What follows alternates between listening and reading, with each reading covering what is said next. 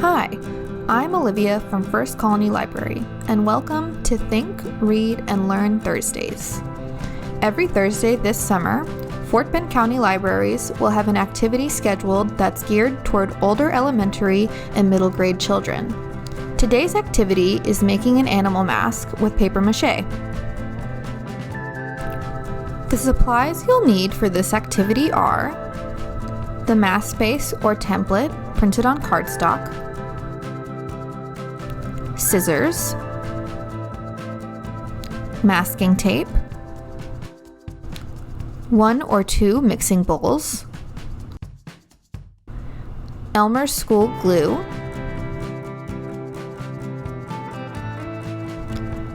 newspaper,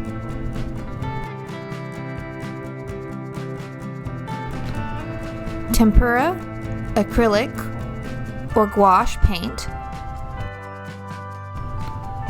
paint brushes,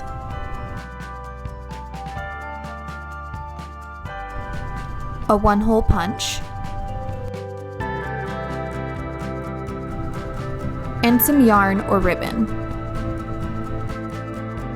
First, you'll need to download and print the Fox Mask template from the Fort Bend County Library's website, or you can pick up a copy of the template from your local library branch while supplies last.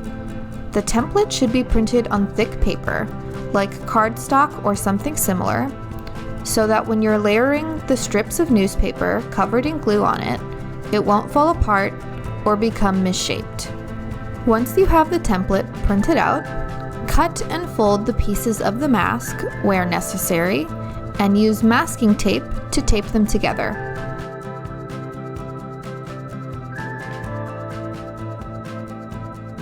For the ears, we won't put them on right away, and we'll save them for later. Get some newspaper and some scissors, and cut the newspaper into strips. Since we're not making anything large or very flat, make sure that the newspaper strips are smaller rather than larger. Next, get some Elmer's school glue, water, and a mixing bowl to make the glue mixture. To make the glue mix, the ratio of glue to water should be 2 to 1, which means if you use 2 tablespoons of glue, you should use 1 tablespoon of water.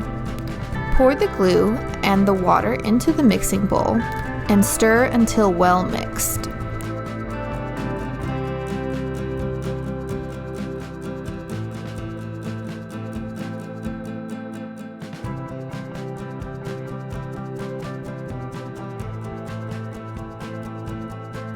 The consistency of the glue should be runny but completely white.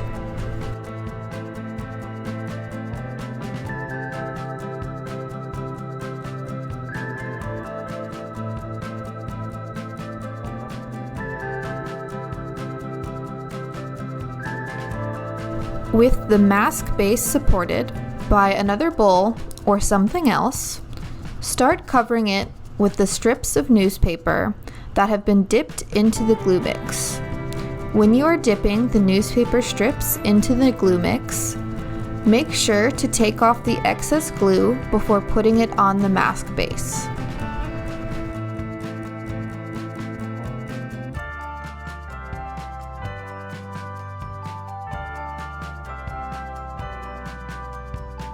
After covering the mask base with the newspaper strips, the paper will need to dry before you can put the next layer on top of it.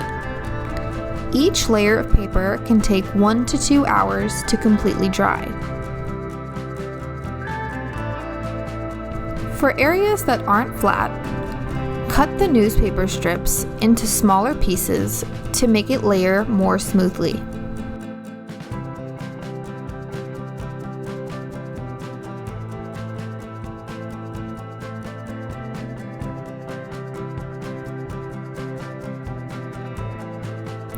So, each layer you add increases the density of the mask, which makes it stiff and sturdier. The more layers of paper you add, the smoother it can appear. For this papier mache activity, I recommend not to use more than 12 to 15 layers, as it will make the mask heavier and much harder to add straps to. If you're having trouble with your mask keeping the shape you want it to stay in, you can use the masking tape as an aid to hold the mask still while it's drying.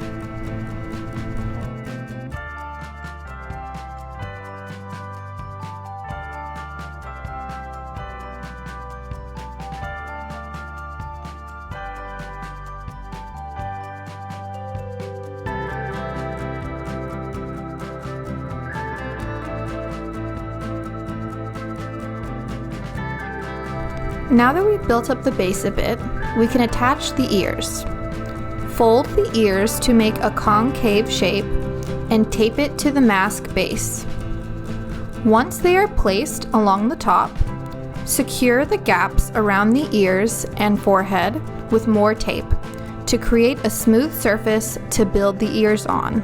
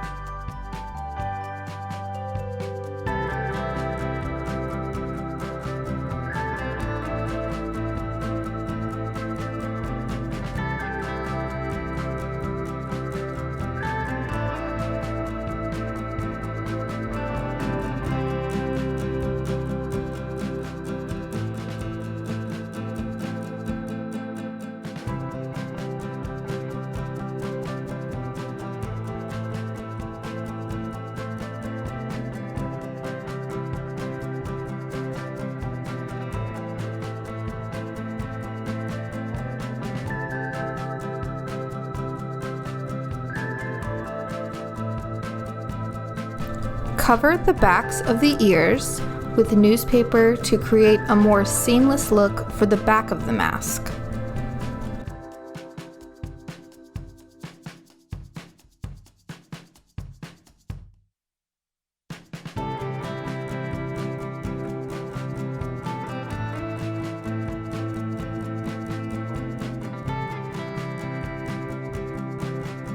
Once you are satisfied with the shape, be sure to seal the edges of the mask by wrapping it with small strips of newspaper. A helpful tip is to remember that you have scissors. If there are some paper strips jutting out from the template, just cut them off.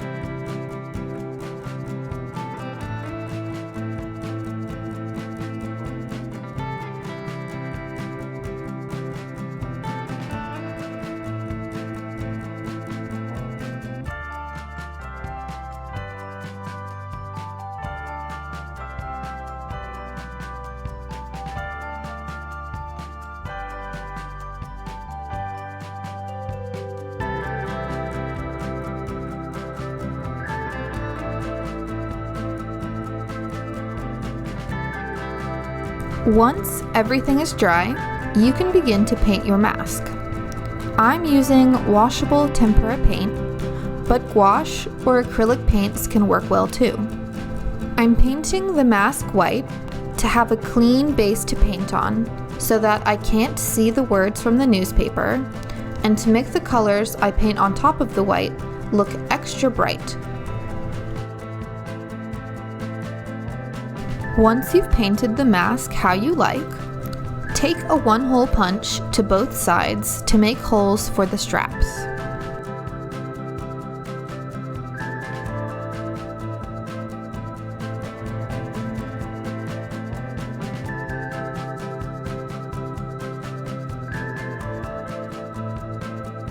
If you'd like, you can seal the mask with Mod Podge or something similar to protect the paint better and to give it a glossy look. Make sure to use a sponge brush for a smooth finish.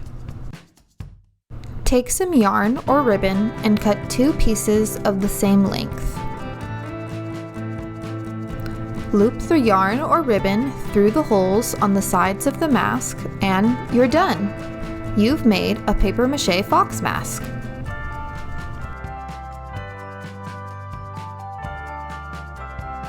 That's it for today's Think, Read, and Learn Thursday.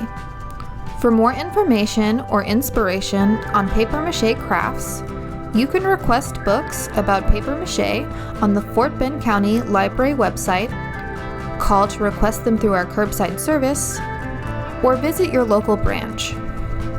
Thanks for watching, and look out for next week's Think, Read, and Learn Thursday activity.